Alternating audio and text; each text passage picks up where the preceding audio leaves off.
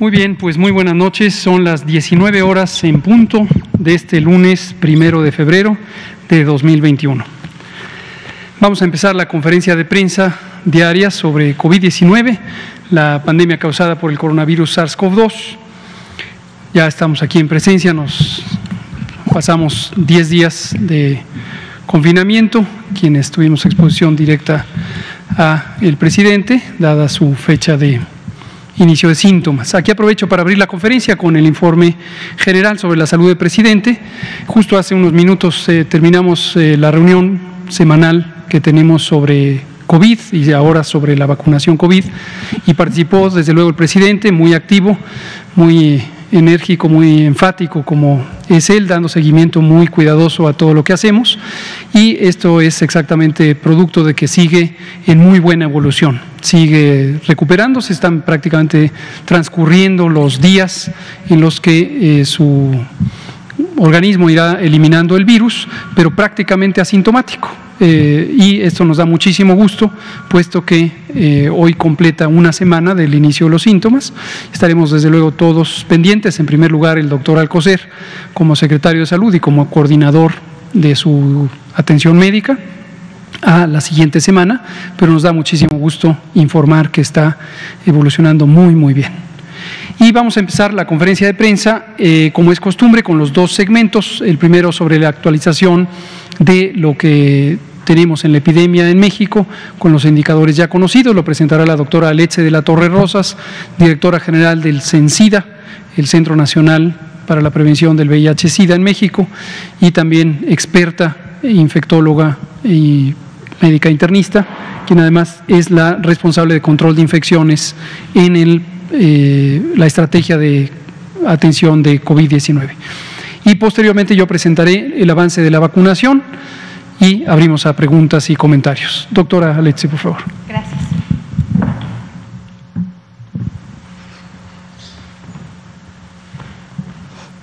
Muy buenas noches a todas y a todos. Gracias por acompañarnos el día de hoy en este informe técnico. Y esta es una gráfica que ustedes en casa siguen día a día. Es importante que conozcan estos datos y que con estos datos recuerden cuáles son estas estrategias absolutamente necesarias para protegerse en casa.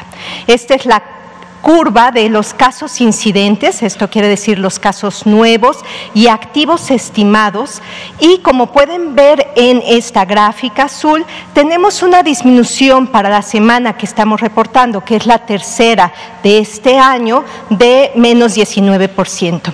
Anoche el doctor Ruy justamente comentaba que habríamos con una disminución de menos 20% y que a lo largo de la semana es probable que este porcentaje disminuya debido a que se van registrando casos cuya fecha de inicio de síntomas fue justamente en esta semana tercera de este año 2021.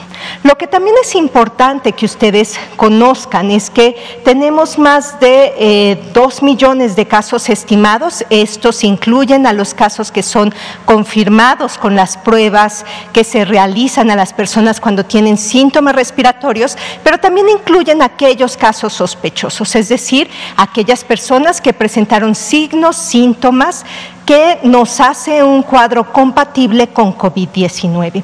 Es importante también en casa que se queden con el mensaje que la mayoría de las personas se recuperan, y eso lo pueden ver en la segunda gráfica en verde, que es la tasa de justamente de casos recuperados. Y como pueden ver, es casi una gráfica en espejo. Hacía unos días decíamos que observábamos un incremento de los casos activos, y que eso a lo largo de unas semanas nos iba a dar justamente también este incremento en los casos recuperados. Esto también es muy importante que se queden con el mensaje en casa. Cuando se trata de una forma oportuna y mediante un seguimiento adecuado, la COVID-19 va a generar que la mayor parte de las personas se recuperen. Si me pasa la siguiente, por favor. Este es el siguiente punto que es muy importante en casa y en las diferentes entidades federativas que lo conozcan.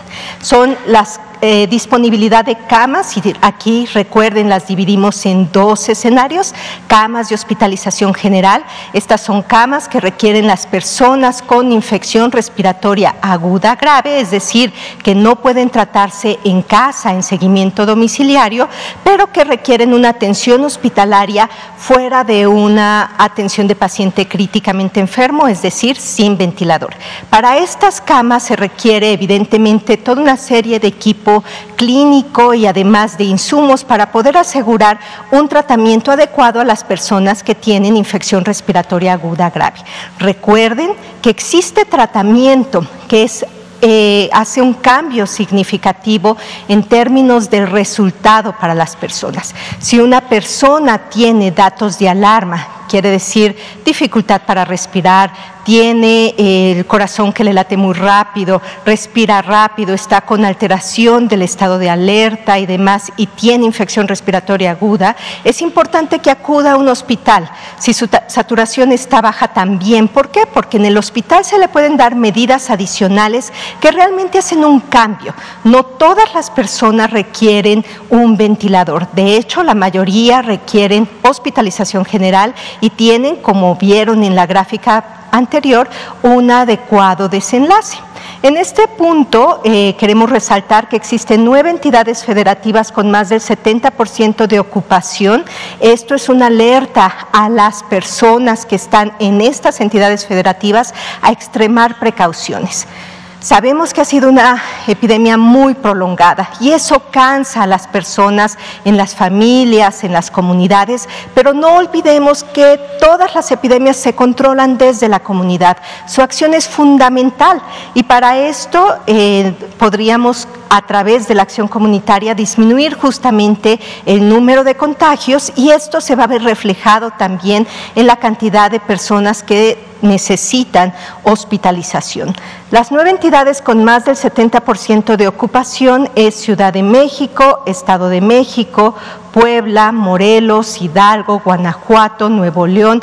Guerrero cambió de categoría y por eso observan una flecha roja para el día de hoy, y en Nayarit.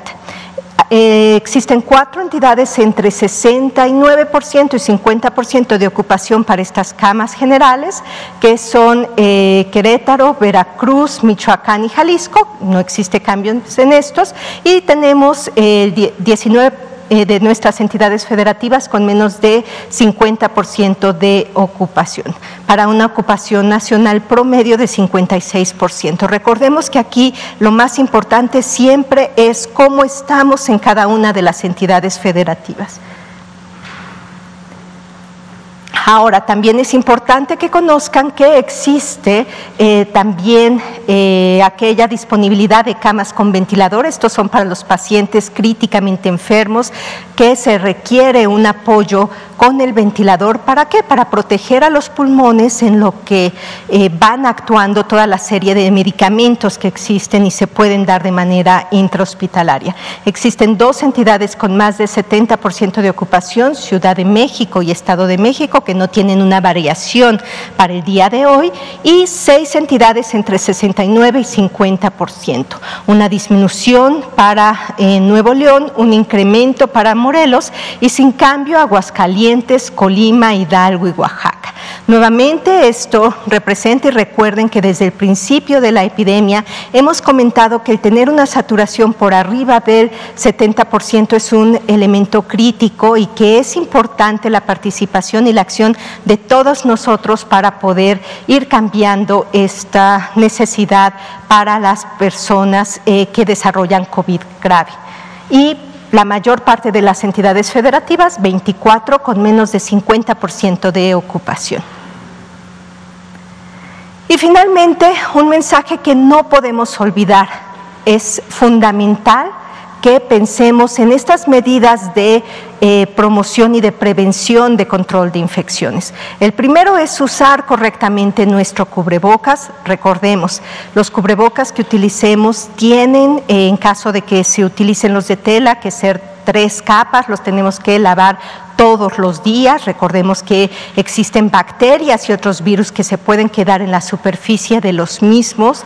Tiene que cubrir la nariz, la boca completamente. No hay que tomarlos de la parte donde está justamente la tela, hay que hacerlo a través de los lugares donde nos los colocamos en nuestras orejas. También es importante el lavado de manos con agua y jabón, y si no es factible, con alcohol gel. Hay que verificar la concentración del alcohol gel, que sea arriba del 60%. A veces asumimos que así lo es importante leerlo para estar 100% seguros. Hacer la limpieza y la desinfección con las medidas que hemos comentado previamente. La sana distancia es fundamental. El mantener los lugares donde vivimos con una adecuada ventilación, una adecuada iluminación, y esto disminuye evidentemente la posibilidad de infección. Gracias. Gracias, doctora Letze de la Torre Rosas. Vamos a pasar a la vacunación. Continuamos con la vacunación contra el virus SARS-CoV-2 para prevenir COVID-19. Recordar que este es el esquema nacional, o el plan nacional, o la estrategia nacional de vacunación, y que tiene 5 etapas claramente definidas. La primera está dirigida a proteger al personal de salud de la primera línea, el personal que está directamente atendiendo a personas que padecen COVID-19. Este personal no se limita a médicas y médicos o enfermeras y enfermeros, sino incluye 11 categorías laborales de personas que están en las unidades clínicas COVID, tanto del sector público como del sector privado.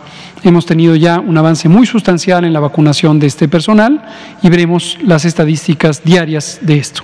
Como se ve en esta gráfica que presentamos desde que inició ya la información sobre el programa de vacunación, el 24 de diciembre del año pasado, hemos tenido varios embarques que presentaremos a continuación, ya conocidos por ustedes, y cuando llega un embarque inmediatamente se pone y hacemos un avance muy rápido en la primera semana después de que llega el embarque. Son estos bloques semanales en donde se pone rápidamente el producto. El embarque más reciente llegó el 19 de enero, se distribuyó a las entidades federativas el 20 de enero y a partir del 21 se empezó a utilizar. Hoy se usaron 1.621 dosis, son segundas dosis mayormente, fueron cerca de 295, ahorita lo veremos, primeras dosis, y el resto por el momento ya son segundas dosis. En la Ciudad de México, y mañana se estarán también ampliando las segundas dosis en Coahuila y Nuevo León. Son las únicas 3 entidades federativas que restan por completar esta vacunación, y esta es la razón por la que el avance diario ahora es lento, porque este avance diario corresponde con lo que ocurrió 21 días atrás. Entonces el ritmo de la vacunación ahora no depende solamente de la capacidad, que es suficiente, de poner la vacuna, sino depende sobre todo del calendario de cuándo hay que poner la segunda dosis. La siguiente, por favor. Aquí se ve de manera acumulativa 675.202 dosis que han sido utilizadas. La siguiente. Y aquí se ve la distribución de primeras y segundas dosis: 614.689 primeras dosis y 43.455 segundas dosis. Recordar que en el esquema de la vacuna de Pfizer-BioNTech, la segunda dosis se pone recomendada a los 21 días y que hay una recomendación de la Organización Mundial de la Salud de que podría ponerse incluso hasta 42 días después. En la recomendación que nos hizo el Grupo Técnico Asesor de Vacunación, se consideró no irnos hasta los 42, sino considerar alrededor del día 35. Eso nos ha dado flexibilidad precisamente para estar poniendo esta segunda dosis hasta el momento sin problema, pero si en algún momento pudiéramos tener la necesidad de retrasarla, saber y tener la tranquilidad de que no se modifica en forma alguna la eficacia que finalmente resultará de la segunda dosis si ésta se pospone después del día 21 y usaremos como límite el día 35. 6% es el número o el porcentaje de esquemas de segunda dosis, 94% de primera dosis. Y para el operativo especial de personal educativo, limitado al estado de Campeche, estado que ha tenido por casi 4 meses ya una epidemia muy estable con transmisión mínima, se han puesto hasta el momento 17.058 dosis. Todas hasta el momento primera dosis, y desde luego está garantizada la aplicación de la segunda dosis 21 días después de que se haya puesto la primera. La siguiente. Aquí está, 70% es el avance general, mayormente a expensas de primera dosis, 29 de las 32 entidades federativas, ya por arriba del 95%, prácticamente todas al 100%, y tenemos Ciudad de México, Coahuila y Nuevo León en espera de la aplicación de segunda dosis, insisto, conforme el calendario de aplicación lo requiere. La siguiente. La distribución del uso de los paquetes, 58% de este paquete más reciente de 219.375 dosis que llegó el martes 19 de enero, 58% ya ha sido utilizado. Y 3% es esta reserva que mantenemos precisamente como mecanismo de garantía si hubiera algún contratiempo que requiera utilizar un desplazamiento de estas dosis. Ahí siguen, ahí seguirán, y en su momento se irán recambiando por las otras. Seguramente surgirá la inquietud: ¿y cuánto tiempo pueden estar ahí? En términos de su estabilidad, podrían estar por más de 3 meses sin que hubiera problema alguno. Están en una temperatura de ultracongelación, menos 70 grados centígrados. Desde luego no es deseable que estas mismas dosis permanezcan permanentemente ahí o por un tiempo prolongado. En cuanto tengamos un nuevo embarque, estas serán movilizadas y mantendremos siempre una reserva, que es una reserva de seguridad para garantizar ante cualquier contratiempo, pero en todo momento hay un recambio de este producto. 766.350 dosis están en el país o han llegado al país, la gran mayoría ya están aplicadas y las que restan serán aplicadas próximamente. Y una cosa muy alentadora que quiero destacar aquí, ya iremos presentando con mayor detalle, es la mínima cantidad de desperdicio o de desaprovechamiento que ha habido. Mínima. Es convencional en el programa de vacunación de México y de varios otros países que se tenga un desperdicio o una pérdida de hasta el 12%, algunos han calculado incluso hasta 20% en administraciones anteriores. Estamos haciendo un análisis muy interesante sobre la historia del desperdicio de vacunación en las entidades federativas de México, en la historia del programa de vacunación universal. No prometo que vayamos a tener información suficientemente detallada, pero la estamos buscando. Nos llama mucho la atención que en este momento, para las 766.000, solo se hayan perdido estas 992, cuando teníamos informes históricos del programa de vacunación universal de México con cifras de desaprovechamiento o pérdida casi cercanas al 20%. Imagínense ustedes. Entonces, este es solo 0.13% o 13 por cada 10.000 dosis aplicadas. Y desde luego hemos comentado también que una de las razones es lo que llamamos técnicamente el espacio muerto de las jeringas, y es esa parte en donde se puede sustraer con una jeringuilla del vial, de la ampolleta multidosis, pero después ya no es suficiente el volumen líquido para poder empujarlo hacia el brazo de una persona, y entonces la última dosis puede llegar a no ser utilizada, pero en muy pocos viales, menos de 1,000 entre 766.000. La siguiente. Los ESAVIS, los eventos supuestamente asociados a vacunación e inmunización, representan el 0.9% de las dosis aplicadas hasta el momento, 5.764. Este número seguirá creciendo, no se afanen en seguirle la pista, porque evidentemente entre más vacunas se ponga, más grande será este número. Mientras el porcentaje se mantenga estable y no exceda lo esperado para la mayoría de las vacunas, estaremos tranquilos de que no hay ninguna señal de alerta. Vean ustedes cómo 45 de los 5.764, que representan menos del 1%, han sido eventos de consideración identificados como graves. Mayormente son reacciones instantáneas que ocurren en los primeros minutos de haberse aplicado: dolor en el sitio de inyección, mareo, dolor de cabeza, náusea, vómito. Ha habido algunas personas que se han desmayado y se han recuperado de manera íntegra. No perdamos de vista que solamente tuvimos un primer ESAVI que fue considerablemente grave, ocurrió en una médica, en una compañera que trabaja en Coahuila, en el IMSS, pero afortunadamente ella también, después de un periodo de hospitalización y tratamiento, se ha recuperado satisfactoriamente. Aquí vemos alguna de la estadística sobre la edad, el sexo, el estado que actualmente tienen. Solamente 2 personas en este momento están hospitalizadas. Tened en cuenta que no son las mismas 2, estas van cambiando porque cada día que se ponen vacunas puede ocurrir algún evento nuevo. Y 43 ya están en sus domicilios, sin daño alguno. La siguiente. Creo que aquí acaba. Perfecto. Muy bien. Pues vamos a abrir a preguntas y comentarios. Estoy seguro que hay varias. Les anticipo que mañana en el Pulso de la Salud, mañana es martes, mañana tendremos Pulso de la Salud y estaremos acompañando al doctor Alcocer y vamos a actualizar varias de la información sobre las distintas vacunas que llegarán al país, el calendario.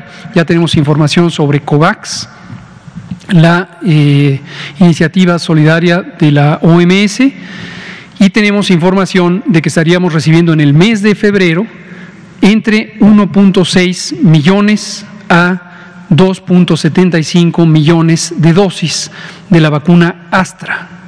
Entonces, esto se los anticipo, mañana lo presentaremos en detalle, lo verán en un cuadro, pero esta es una buena noticia que nos llegó por una comunicación de la OMS al doctor Alcocer el pasado viernes 29 de enero, tal como se comprometió la OMS a entregarlo.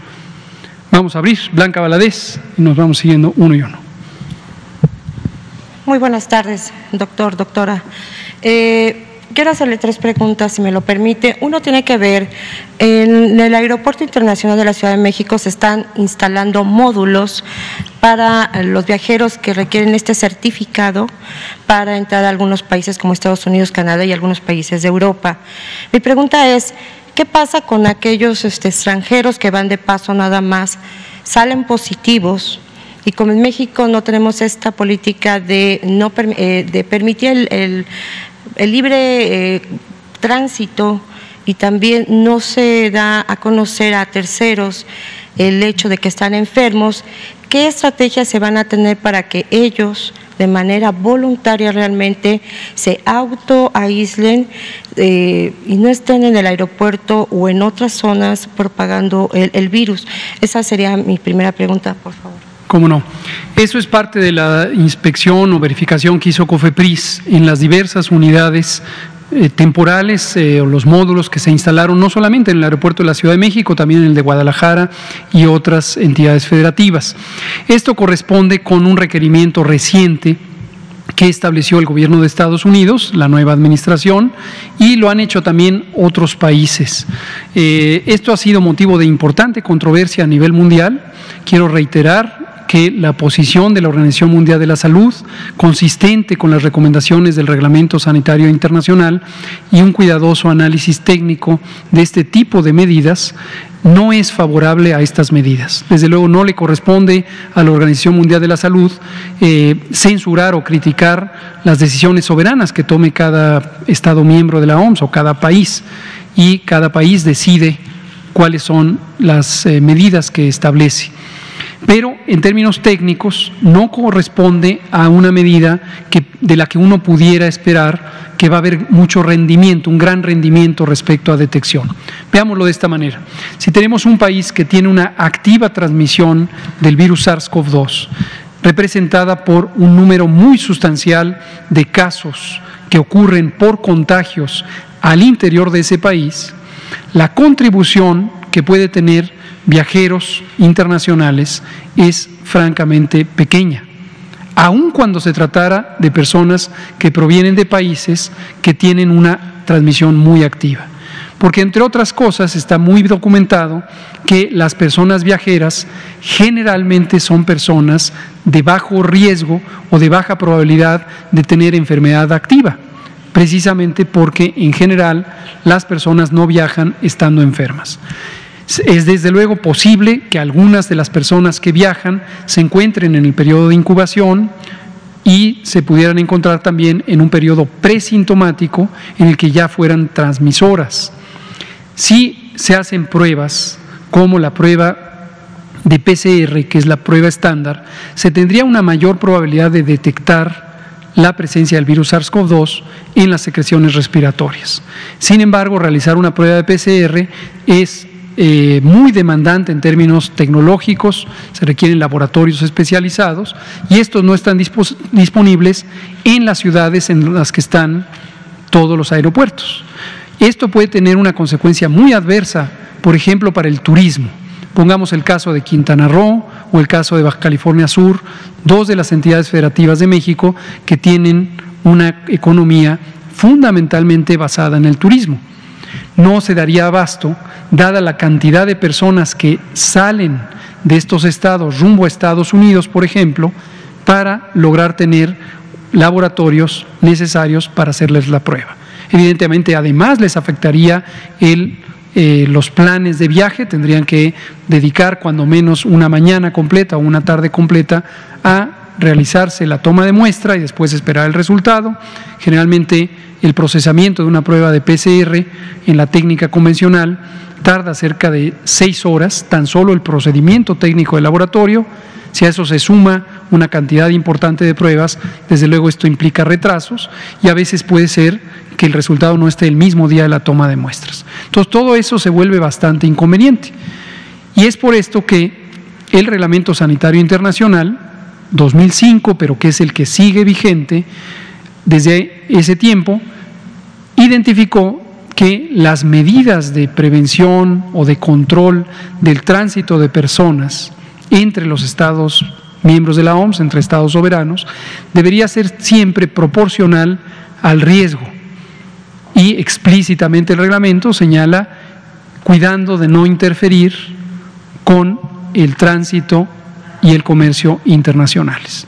Entonces, esa es la postura que tiene la OMS, esa es la postura que ha expresado formalmente la Organización Panamericana de la Salud, Organización Mundial de la Salud, en México, la oficina de México a cargo del señor Cristian Morales Furiman, y esa es la posición también del Gobierno de México.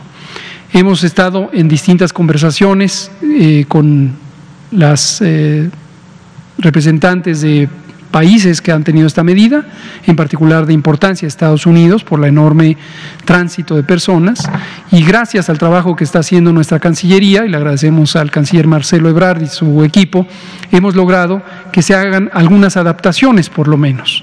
Por ejemplo, que se admita la prueba de antígenos como sustituto de la prueba de PCR. Sin embargo, sigue siendo inconveniente en términos técnicos, porque ahora usar una prueba de antígenos en personas asintomáticas, que es la condición habitual de las personas viajeras, lo que lleva es a una bajísima probabilidad de detección, aun cuando estuviera presente el virus. La sensibilidad diagnóstica de la prueba de antígenos, la prueba rápida de antígenos, es cercana al 30%. Es una sensibilidad francamente baja. Entonces, hay una falta de correspondencia entre este tipo de disposiciones y la naturaleza técnica de las recomendaciones que la OMS y las comunidades especializadas de salud pública en el mundo conocen. Doctor, también preguntarle, de acuerdo a los datos, al parecer del último lote solamente quedan 6.900 y algo dosis para aplicar y están en el INCAN, es lo que estaba viendo. Quiero preguntarle de manera directa, ahorita ¿cuántas dosis hay para aplicar la segunda dosis? ¿A cuántos ya le aplicaron en 21 días la segunda dosis? O si realmente se está extendiendo más el tiempo, porque no normalmente aparecía un dato de 93,000. Es correcto. Pero eso no apareció en esta ocasión. Le cuento por qué. Este ya lo quitamos porque ya está distribuido. Ya está en los sitios de vacunación, ya no está ahí en el INCAN. Lo que queda en el INCAN, y que lo ponemos ahí, estas 6,000 y un poquito más dosis, es la reserva amortiguadora de eventualidades. Las 91,000 dosis que estaban ahí anotadas ya fueron distribuidas en la Ciudad de México, Coahuila y Nuevo León, y mañana se continúa con el calendario de acuerdo a cada quien a los 21 días. Hasta el momento no hemos tenido apuros para ponerla a los 21 días. Perfecto. Y ya nada más, por último, preguntarle, hubo un caso de una enfermera que falleció después de aplicarse la vacuna. Es una enfermera de Coatzacoalco, el mismo IMSS confirmó, pero quiero saber cuántas personas que se han recibido la primera dosis se han infectado. En este caso ella falleció, era la jefa de enfermeras de un hospital en Coatzacoalco, Veracruz, y qué es lo que pasó en este caso específico. Y ya nada más, si me puede decir, el presidente apareció con un parche en el brazo, no sé si le estaban pasando algún tipo de infusión médica o era para no tenerlo deshidratado. ¿Qué es lo que tenía aquí en la mano? No me fijé y lo desconozco, pero lo podemos averiguar y lo comentamos. Respecto al otro caso, también mañana traigo información, porque no tengo conocimiento de eso que me está relatando, de una enfermera que haya muerto inmediatamente después de la vacunación. ¿Es a lo que se refiere? Ella estaba infectada, no sabían. Ella sí estaba infectada, no sabían. Estaba en un periodo asintomático. Fue en un IMSS, pero al parecer, de todos modos, con la vacuna, el proceso de infección continuó y falleció por las complicaciones. Entonces, eso me llama mucho la atención porque, bueno, no sé cómo están haciendo entonces los filtros para evitar que personas que están contagiadas y constantemente están con pacientes se vacunen, y no sé qué tanto colabora también a la inmunosupresión. Por eso le pregunto. Ya, ahora ya le entendí a lo que se refiere. Muy importante distinguirlo, que nadie se vaya a quedar con la impresión por esta pregunta que una enfermera murió como consecuencia de la vacuna, porque esto no es así. Y ojalá no sea así nunca, pero esto no es así. ¿Qué está diciendo Blanca Valadez de Milenio? Está diciendo la circunstancia, y no es solo en una ocasión, quizá este es un caso letal, pero hay también casos que no han fallecido, de personas que se ponen la vacuna y a los pocos días presentan los síntomas de COVID y se les hacen las pruebas, la prueba de laboratorio, y se verifica que tienen infección por SARS-CoV-2, que acompañada de los síntomas establece el diagnóstico clínico laboratorial de COVID-19. Esto ha ocurrido en todo el mundo y seguirá ocurriendo. Y es exactamente lo que ocurre, por ejemplo, con la influenza, y que ha contribuido al mito de que la vacuna de influenza puede causar influenza. ¿Qué es lo que pasa? Hoy una persona se presenta a vacunar y no tiene síntoma alguno. Su pregunta sobre filtros es muy conveniente, es muy adecuada. Se les pregunta a las personas si han tenido síntomas de COVID. Ese es el filtro. Una persona que se hubiere contagiado 3 días antes, por ejemplo, no tiene ningún síntoma, porque está en el periodo de incubación. No hay manera que sepa que fue contagiada, porque no relaciona que le tosieron, que estuvo cercana a alguien con COVID y que en ese momento no tiene ninguna manifestación. Se le pone la vacuna y al poco tiempo, vamos a decir 4 días, llega al final del periodo intermedio, el periodo promedio de incubación, que son 7 días, 6 a 7 días, y empieza a desarrollar síntomas y se detecta que tiene infección por SARS-CoV-2, se verifica que tiene COVID-19. ¿Tiene relación con la vacuna? Ninguna. Lo que tenía la persona es que ya estaba multiplicando virus hasta que llegó a un punto de suficiente cantidad de virus como para empezar a presentar los síntomas de COVID-19. ¿La vacuna le causó la enfermedad? Definitivamente no. Es biológicamente imposible que la vacuna cause la enfermedad SARS-CoV-2. En el caso que nos relata, que lamento que haya terminado con un desenlace fatal, probablemente la persona siguió desarrollando la enfermedad, siguió desarrollando las complicaciones de la enfermedad, que son mayormente una neumonía grave, y muy desafortunadamente falleció por neumonía grave, como fallece cerca del 6% de las personas que tienen COVID-19. ¿La vacuna tuvo algo que ver para causar la enfermedad? No. ¿La vacuna tuvo algo que ver para modificar la enfermedad y hacerla más grave? No. Desafortunadamente la vacuna tampoco tuvo algo que ver para disminuir la enfermedad, porque la vacuna tarda cerca de 21 días en generar la respuesta inmune necesaria para que las personas queden protegidas. Y también, algo de lo que se ha hablado menos, es la vacuna no está indicada para ponerse en personas ya enfermas. Hay algunas vacunas que se ponen en personas ya expuestas a la infección, y esto se llama inmunización terapéutica o vacunas terapéuticas. Quizá una de las más conocidas es la vacuna antirrábica. La vacuna antirrábica no se pone en forma preventiva, excepto en aquellas personas que son manejadoras de fauna específicamente y que están en un riesgo continuo de exposición al virus de rabia. Pero el resto de las personas se les pone la vacuna de rabia una vez que han sido expuestas a un animal rabioso, ¿no? Entonces, no es el caso de la vacuna contra SARS-CoV-2 que esté indicada para personas ya enfermas. Es una contraindicación relativa ponerla en personas ya enfermas. Oiga, doctor, nada más. Hoy circuló una petición que le hacen de manera directa investigadores, intelectuales, para que explique de manera detallada cuál es la efectividad de la vacuna Pfizer, de la vacuna rusa.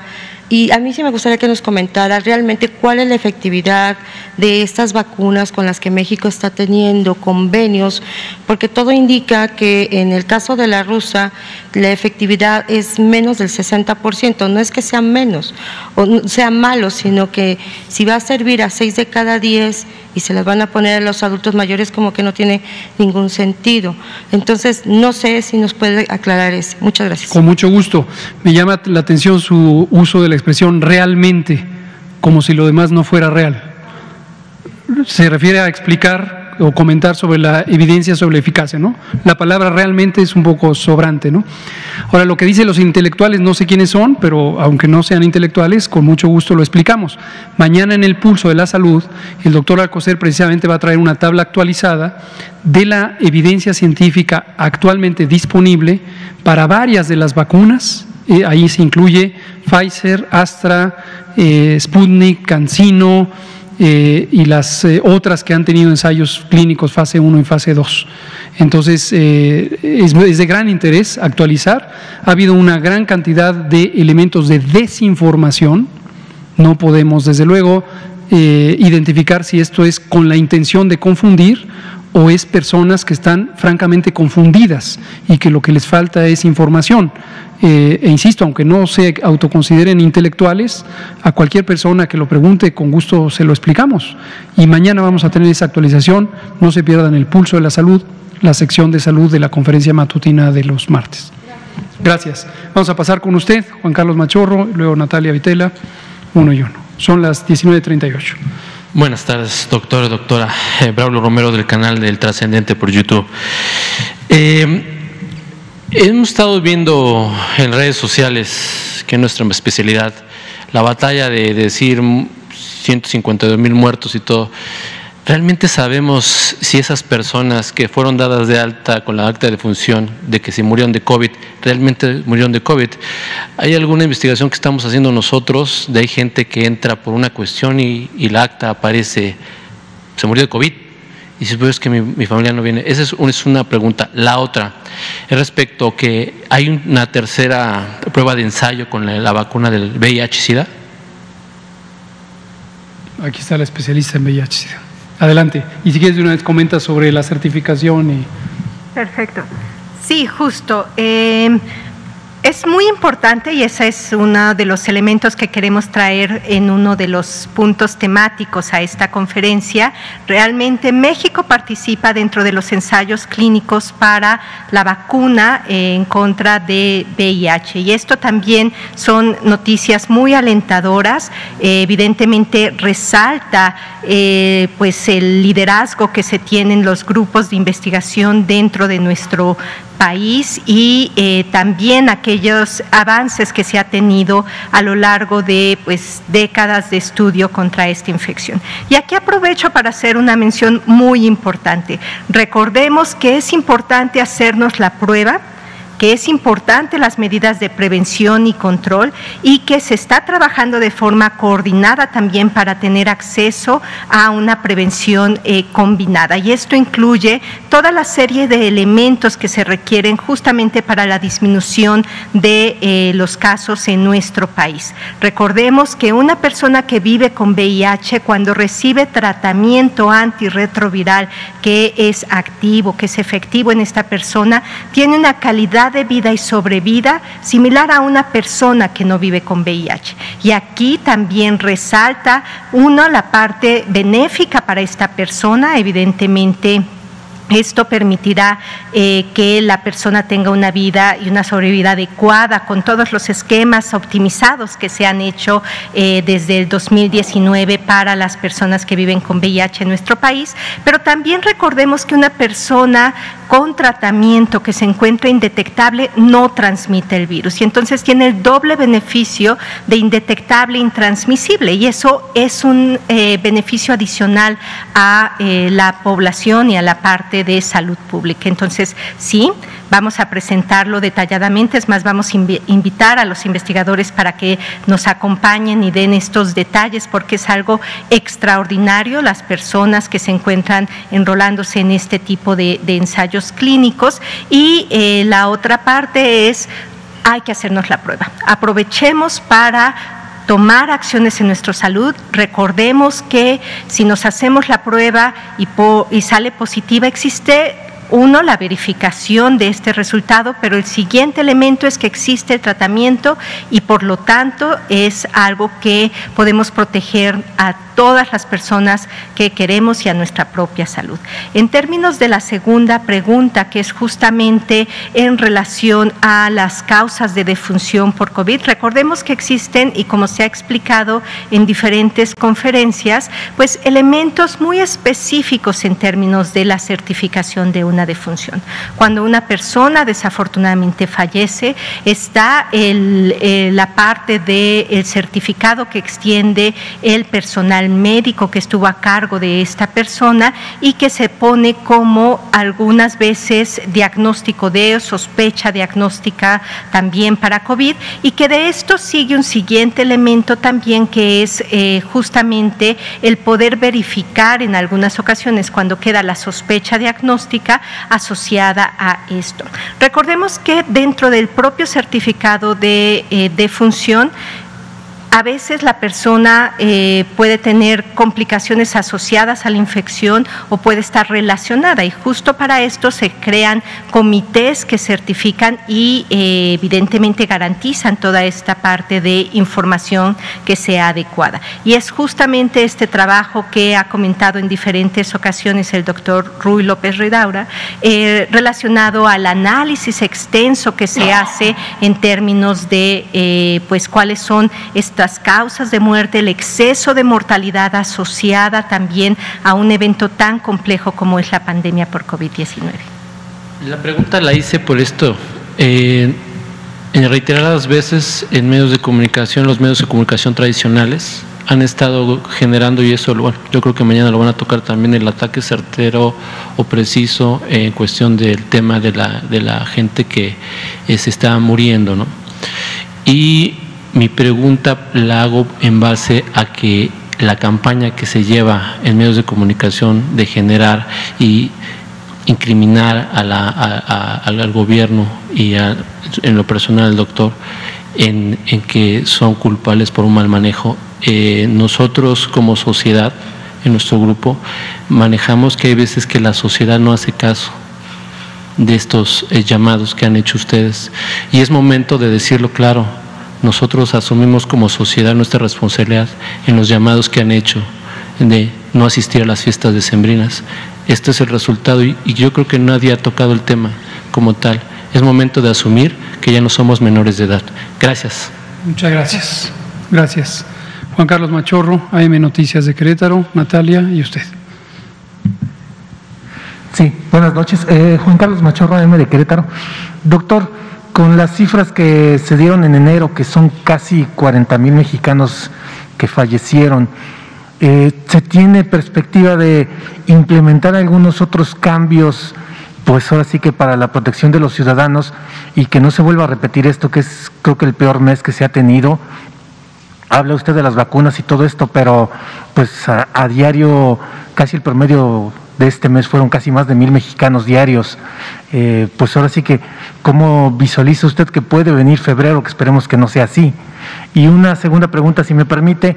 Hoy el secretario de Turismo mandó un documento al secretario del COSER para que el turismo se considere una actividad esencial, porque se están perdiendo miles de empleos directos, indirectos, y con las cuestiones de Canadá y Estados Unidos, pues se está dándole al traste a ese segmento tan esencial para la economía. O sea, en este caso el sector salud, ¿qué respuesta podría tener para que los diferentes áreas del turismo, claro, con sus consabidos protocolos de salud, pues pueda reactivarse lo más factible y rápido posible? Gracias. Muchas gracias. Sobre la primera pregunta, se relaciona exactamente con lo que decía el compañero. Estamos en una pandemia y las pandemias, desafortunadamente, no se pueden parar de un momento a otro. Esto lo decía yo desde enero, precisamente. Desde enero del año pasado, lo dije en innumerables ocasiones a lo largo de 2020. Todos quisiéramos, todos y todas, quisiéramos mañana amanecer y que ya no hubiera una epidemia. Estoy seguro que todos y todas tenemos esa aspiración completamente legítima. Todos y todas tenemos la aspiración de que la pandemia ya no tenga aumentos y reducciones, sino solo tuviera reducciones. Basta mirar al mundo para darse cuenta que este es un fenómeno de toda la humanidad. La humanidad tiene poco más de 7,000 millones de especímenes. La especie Homo sapiens sapiens, a la que pertenecemos, tiene 7,000 millones. Todas y todos estamos afectados por este problema.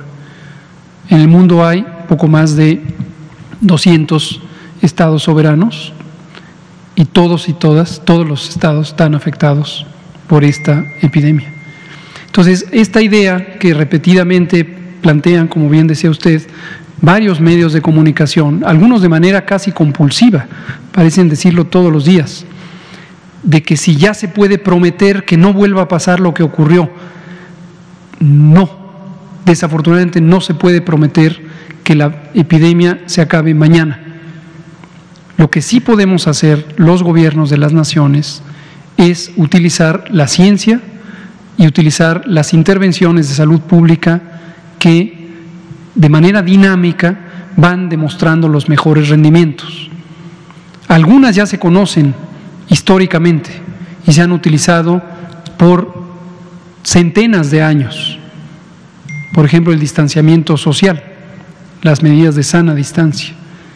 Otras van desarrollando evidencia conforme transcurre la propia epidemia.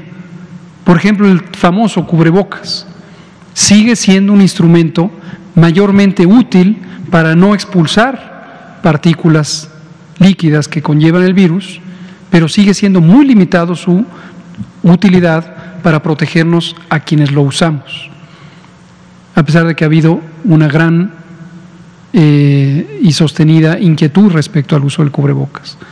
Y hemos dicho desde varios meses atrás, muchos, desde la primavera de 2020, dónde es más conveniente utilizarlo y, como lo sigue diciendo hasta este minuto la Organización Mundial de la Salud, en combinación con las demás medidas.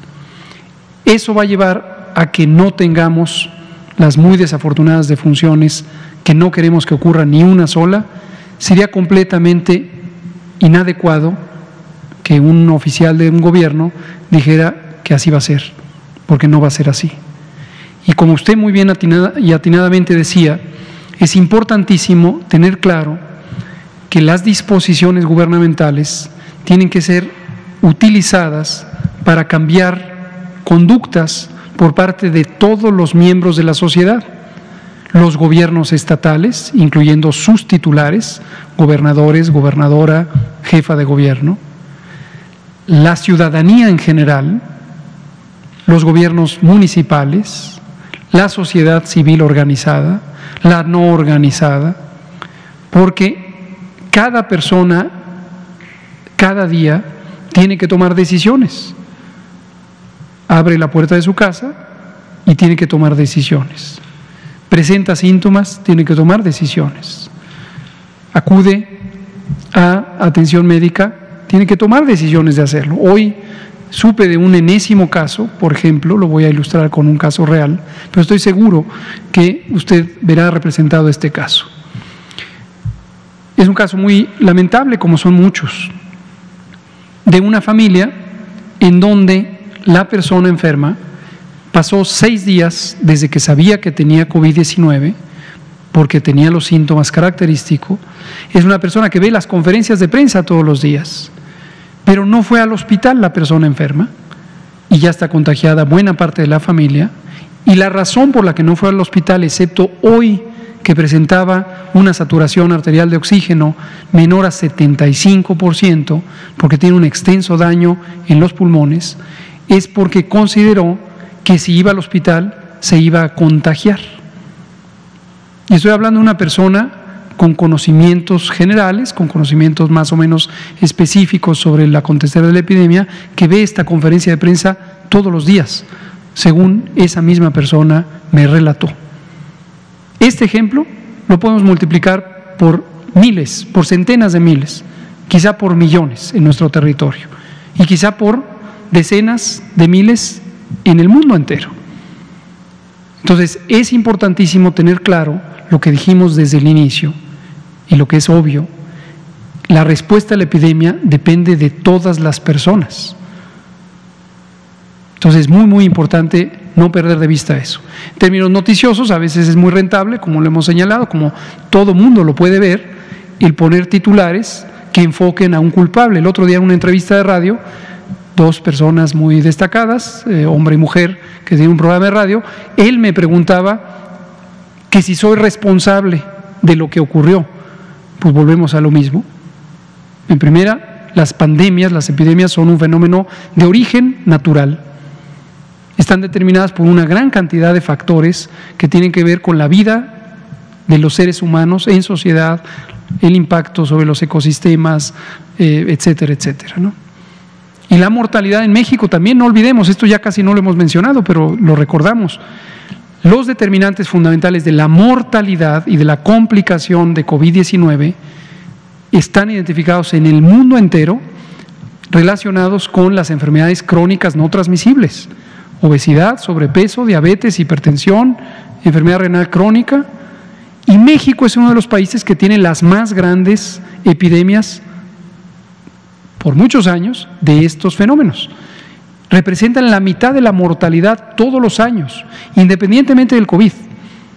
Todos los años, desde hace al menos 12 años, está documentado que la mitad de las muertes son asociadas con estas enfermedades crónicas. Y a su vez, están asociadas con una mala alimentación que no solo es culpa de los individuos o responsabilidad de los individuos, que tiene que ver con el ambiente alimentario al que estamos expuestos. ¿Se acuerdan que insistimos mucho en eso en marzo, abril, mayo? Entonces, sería muy bueno que en lo que nos reste de la epidemia, no sabemos cuánto va a durar, pero definitivamente seguirá siendo una epidemia larga. ¿Se acuerdan que en marzo dijimos, preparémonos para una epidemia larga? Pues es todo esto. Entonces, regresar al simplismo, decir, ¿hay garantía de que no ocurra? No. Desafortunadamente no hay garantía. Tenemos que seguir trabajando muy unidas, muy unidos, todos, para lograr mitigar la epidemia. Sobre lo que decía en su segunda pregunta… Turismo. Le agradecemos mucho al secretario Miguel Torruco Márquez atención muy, muy cuidadosa que tiene la industria turística. Recordarán que uno de los primeros lineamientos de la nueva normalidad fue el lineamiento relacionado con la seguridad sanitaria en la industria turística y en distintos espacios: hoteles, transporte aéreo, cruceros, etcétera. Esto fue gracias a la colaboración tan estrecha, tan comprometida del secretario de Turismo, y nos permitió justamente que la industria turística, aunque no entró en la lista original de la nueva normalidad, en donde se identificaron las esenciales y las no esenciales, de todos modos pudo abrir y ha podido abrir. Hay estados como los que mencioné, Quintana Roo y Baja California Sur, que si no abrieran la industria turística, que la abrieron hace meses, hace muchos meses, tendrían un desastroso escenario económico y social. Entonces, vamos a analizar con mucha atención el señalamiento que hace el secretario de Turismo en un oficio dirigido al doctor Alcocer, secretario de Salud, y a la licenciada Tatiana Cloutier, secretaria de Economía. Lo vamos a analizar en justamente el Comité de la Nueva Normalidad, conformado por el IMSS, la Secretaría de Economía, la Secretaría de Salud y la Secretaría del Trabajo, y vamos a ver si aún restara algo por facilitar para la reactivación turística, considerando que tenemos muy robustos protocolos de seguridad sanitaria en la industria turística, creados precisamente por la colaboración tan comprometida del secretario de Turismo, Miguel Torruco, y su equipo. Entonces vamos a analizarlo con mucho cuidado. Última pregunta, Natalia Vitela, usted quedará pendiente ya para mañana, son las 19:55. Por favor. Doctor. Bueno, tengo varias dudas, pero rapidísimo. ¿A qué le atribuirían este desperdicio de 20% del que comentaba, que en sexenios pasados, en años anteriores, es más o menos lo que calculan, y por qué ahora el desperdicio es mucho menor? Y también le quiero preguntar, ¿por qué 35 días? ¿Por qué no 21 o los 42 días?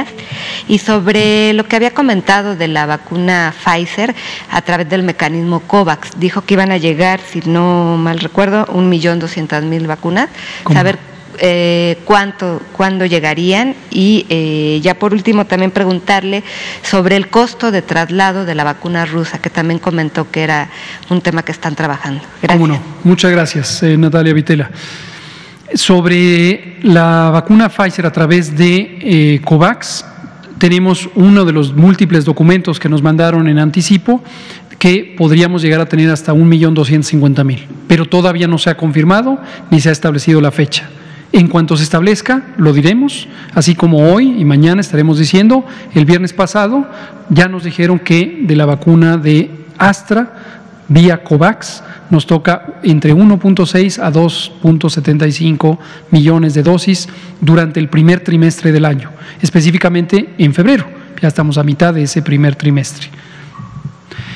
Sobre los 21, 28, 35 o 42 días, en realidad no hay suficientes elementos de información para precisar al nivel de día. ¿Por qué 35 y no 36 o 34 o 34 con 6 horas? No existe evidencia en el mundo entero como para ese nivel de precisión. Y en general lo que consideró el Grupo Técnico Asesor de Vacunación de México es la solidez de la evidencia y la realidad de que la Organización Mundial de la Salud ya había establecido en su recomendación del 8 de enero este intervalo hasta de 42 días. Entonces consideró que, dado que México afortunadamente, a diferencia de otras naciones, dentro de la incertidumbre que existe en la producción de vacunas en el mundo, tenía razonable certidumbre de cuándo nos van a llegar, entonces dijo, bueno, permanezcan en este 35, es un número referencial.